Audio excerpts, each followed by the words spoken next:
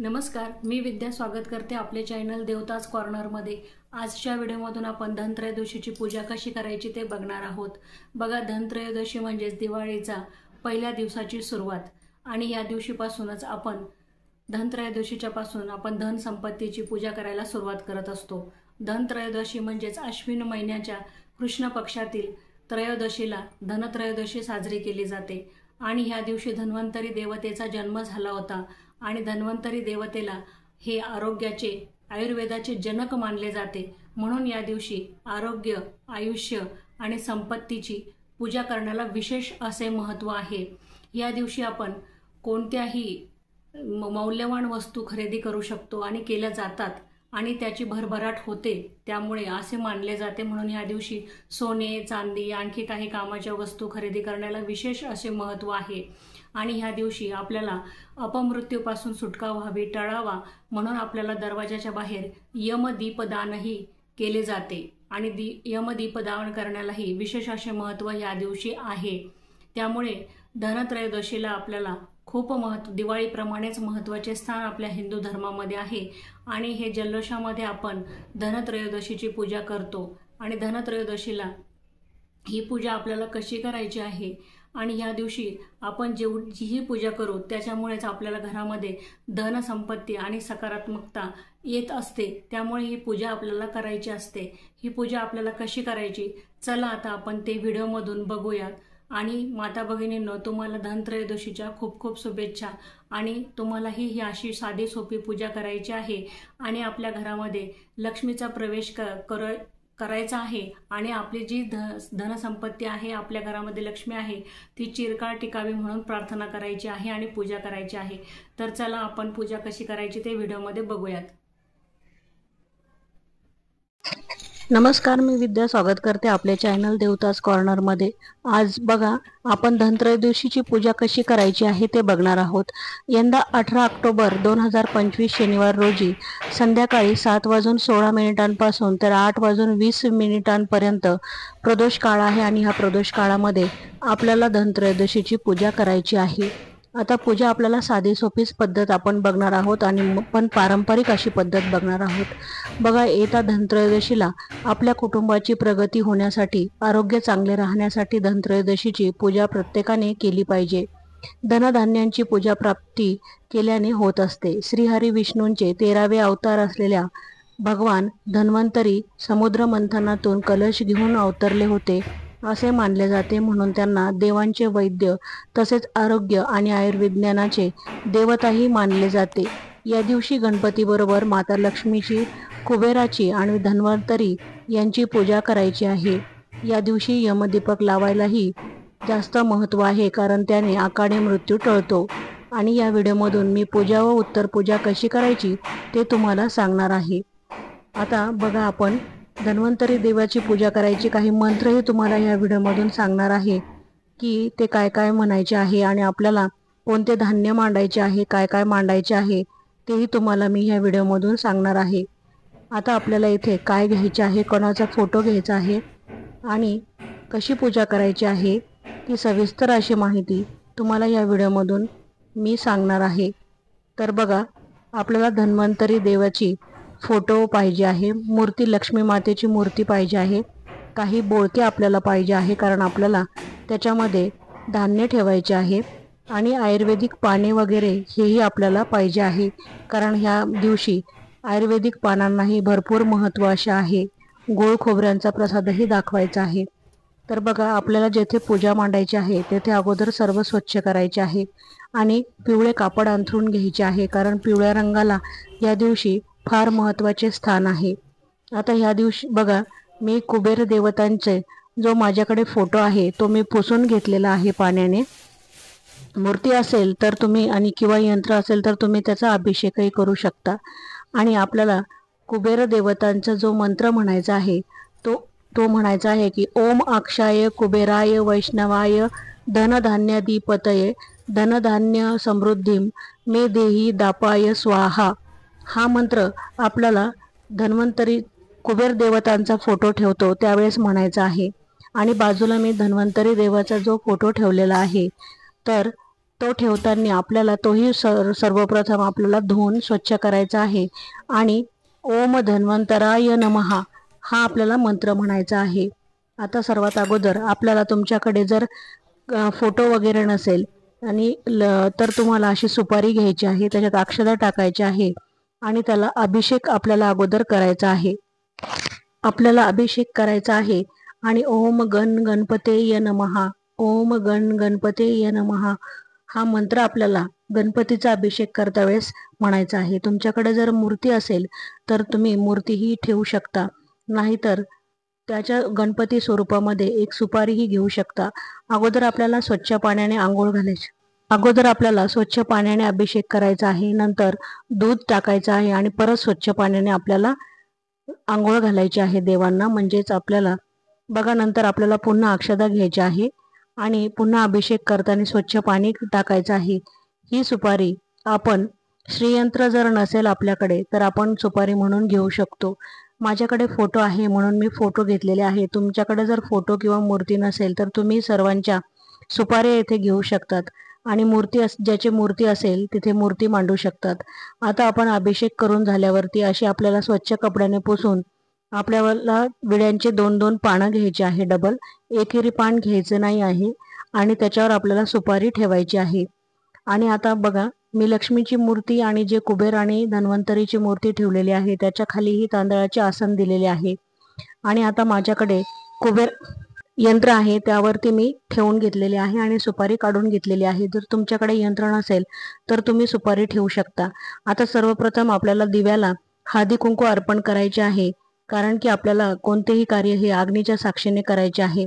आणि मग नंतर आपल्याला गणपती बाप्पांच्या स्वरूपामध्ये जी सुपारी आपण ठेवलेली आहे त्यांना आपण हळदी कुंकू वाहून घेणार आहोत आणि आपणही त्याची स्थापना करताना त्यांना आसन दिलेले आहे. आता आपल्याला कलश मांडायचा आहे. कलश हा देवांच्या उजव्या बाजूने आपल्याला मांडायचा आहे आणि आपण जेव्हा हळदी कुंकू लावायचं आहे दिव्याला तेव्हा आपल्याला शुभम करोती कल्याणम आरोग्यम धनसंपदा शत्रुबुद्धी विनाशाय दीपज्योती नमस्तुते हे आपल्याला म्हणायचे आहे. आणि कलशावर स्वस्तिक काढायचे आहे आणि बाजूला रिद्धी सिद्धीच्या रेषाही आपल्याला ओढायच्या आहे.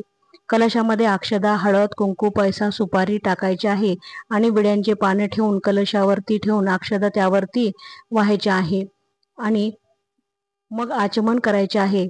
कारण की आपली पूजा निर्विघ्न पार पडावी, घरात शांती आरोग्य टिकावे, कुटुंबातील प्रत्येकाला सुखी ठेवावे आणि असलेली लक्ष्मी ही चिरकाळ टिकावी अशी प्रार्थना आपल्याला देवीला करायची आहे.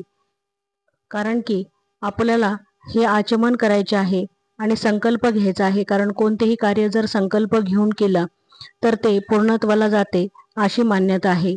या दिवशी आपल्याला आपल्याकडे जे दागिने आहेत आणि पैसे आहेत तेही आपल्याला नव्या कोरे बंडल जे आपण आणतो पूजेसाठी तेही मांडायचे आहेत आणि त्यामध्ये आपल्या ज्या वस्तू असेल तुम्ही वापरामध्ये त्याही आपल्याला ह्यामध्ये पूजाला ठेवायचे आहे. आणि बघा, आता आपल्याला तुम्ही सप्तधान्य घेऊ शकता किंवा 5 धान्य आपल्याला घ्यायचे आहे. एकामध्ये आपल्याला खडे मीठ भरून घ्यायचे आहे, धने भरून घ्यायचे आहे. धन्याला फार महत्व आहे. आणि जे मी लक्ष्मी समोर जो कलश ठेवलेला आहे त्यामध्ये बघा आपल्याला गोमती चक्र आणि कवड्या ठेवलेल्या आहे. नंतर आपल्याला तुम्हाला पाहिजे ते धान्य, तुम्हाला तांदूळ आणि गहू असे ठेवू शकतात. आणि पैसे एका याच्यात भरलेले आहे, कारण आपण धनलक्ष्मी टिकण्यासाठी आणि येण्यासाठी आपण ही पूजा करत असतो धनत्रयोदशीची. धनत्रयोदशीला याच्यासाठी फार महत्त्वाचे स्थान आहे. आता आपल्याला सर्व याला हळदी कुंकू वाहून झाल्यानंतर आपल्याला फुले अर्पण करायची आहे. बघा, लक्ष्मीची मूर्ती माझ्याकडे आहे म्हणून मी मूर्तीही ठेवलेली आहे. आणि सर्वांना हळदी कुंकू वाहून फुले अर्पण करून झाल्यानंतर आपल्याला जे आयुर्वेदिक आपण पानं वगैरे आणणार आहेत, मसाल्याचे पदार्थ त्याच्यात ठेवायचे आहे. आणि कुबेराला आपण हळदी कुंकू लावत नाही तर चंदन आपल्याला लावायचे आहे, म्हणून मी येथे कुबेराला चंदन लावून घेतलेले आहे. लक्ष्मी मातेला लाल फूल तुम्ही असेल तर अर्पण करा. बाकीच्या देवांना तुम्ही पिवळी फुले अर्पण करायची आहेत, कारण पिवळ्या फुलांना किंवा पिवळ्या रंगाला ह्या दिवशी अतिशय महत्त्वाचे असे स्थान आहे आणि मानही आहे. त्याच्यामुळे पिवळी फुले शक्यतो वाहण्याचा पुरेपूर प्रयत्न ह्या दिवशी तुम्ही करा. बाकीच्या ज्या लक्ष्मी आहेत त्यांना लाल फुल अर्पण केली तरी चालतील, कारण लक्ष्मीला लाल कलर हा भरपूर प्रमाणामध्ये आवडतो आणि अतिशय प्रिय असा आहे. आणि आपल्याला गुळ खोबऱ्यांचा नैवेद्य ह्या दिवशी देवाला दाखवायचा आहे आणि त्याच्यामध्ये धनेही ठेवायचे आहे. हा नैवेद्यच देवाला चालतो म्हणून आपण तो नैवेद्य ठेवून घेतलेला आहे. आता जे तुमच्याकडे जर पैशाचे मध्ये जे पैसे असतील तुम्ही पूजेसाठी आणले असतील ते तुम्हाला ठेवून घ्यायचे आहे. आणि बघा, या दिवशी आयुर्वेदाची देवता म्हणून धन्वंतरीला म्हटलेले आहे, त्यांनी कलश घेऊन निघाले होते आणि त्यामध्ये आयुर्वेदिक औषधं होती म्हणून आपल्याला ते औषधही ह्या दिवशी ठेवून घ्यायची आहे. आपल्याला सर्व देवतांना धूप आणि दीप दाखवायचा आहे, कारण कोणतीही पूजा ही धूप आणि दीपाशिवाय अपूर्ण अशी आहे. पूजा झाल्यानंतर आणि धूप दीप दाखवल्याशिवाय आपले पूर्ण होत नाही. आणि आपण जे निरंजन लावलेले आहे त्याने आपल्याला देवाला आरती करून घ्यायची आहे. तुम्हाला जर कुबेराची आणि धन्वंतरीची आरती येत असेल तर महालक्ष्मीची तर तुम्ही म्हणाव, नाही तर साधं आपलं ओवाळलं तरी चालेल आणि दर्शन घ्यायचं आहे. आपण गणपती बाप्पांची पूजा करताना बघा, वक्रतुंड महाकाय सूर्यकोटी समप्रभ निर्विघ्नं कुरु मे देव सर्व कार्येषु सर्वदा हा मंत्र म्हणायचा आहे. आणि देवीला जेव्हा आपण फूल वाहणार आहोत तेव्हा सर्व मंगल मांगल्ये शिवे सर्वार्थ साधिके शरण्ये त्र्यंबके गौरी नारायणे नमस्तुते या देवी सर्वभूतेषु श्रीलक्ष्मी रूपेण संस्थिता नमस्तस्ये नमस्तस्ये नमस्तस्ये नमो नमः हा मंत्र म्हणायचा आहे. हा लक्ष्मी देवीचा मंत्र आहे. आणि तुम्हाला महालक्ष्मीला आपण ज्यावेळेस फुलं अर्पण करू किंवा हळदी कुंकू अर्पण करू त्यावेळेस आपल्याला हा मंत्र म्हणायचा आहे. आणि बघा, लाह्या बत्ताशांनाही ह्या दिवशी मान असतो म्हणून लाह्या बत्ताशांचा नैवेद्यही ह्या दिवशी जरूर आपल्याला दाखवायचा आहे. ह्या दिवशी दीपदानालाही म्हणजेच यम दीपकाला भरपूर महत्त्व आहे. आता या दिवशी आपल्याला 13 दिवे प्रज्वलित करून घ्यायचे आहे आणि त्या 13 दिव्यांनी आपल्याला देवांना ओवाळून घ्यायचे आहे. माझी इथे ती क्लिप घेण्याचं राहून गेलेलं आहे. तर या दिवशी आपल्याला 13 दिवे जरूर लावायचे आहे आणि 13 दिव्यांनी आपल्याला देवाला आरती करायची आहे, नाहीतर ओवाळून घ्यायचं आहे. आणि यमदीपकही ह्या दिवशी लावायचा आहे. यमदीपक लावण्यालाही अतिशय महत्त्व या दिवशी आहे. यमदीपक कसा लावायचा त्याचा व्हिडिओ मी तुमच्यासाठी सेपरेट घेऊन येईल. परंतु या दिवशी आपल्याला यमदीपक लावायलाही महत्त्वाचे स्थान आहे. असे केल्याने आपल्याला अपमृत्यू टळतो, हे त्यामागचं कारण आहे. आणि आपल्याला येणारे मृत्यू हे टळल्या जातात आणि कोणतीही अघटित घटना होत नाही, म्हणून आपल्याला यमदीपक लावायचा आहे. आणि बघा, अशी मी पूजा केलेली आहे. सर्व आयुर्वेदिक वगैरे आपल्याला पानं तुळशीची, त्याच्यामध्ये तुम्ही लवंगा ठेवू शकता आणि आपल्याला विड्याची पानं ठेवायची आहे, तीही आयुर्वेदिक अशी आहे. हे सर्व आपल्याला ठेवायचे आहे.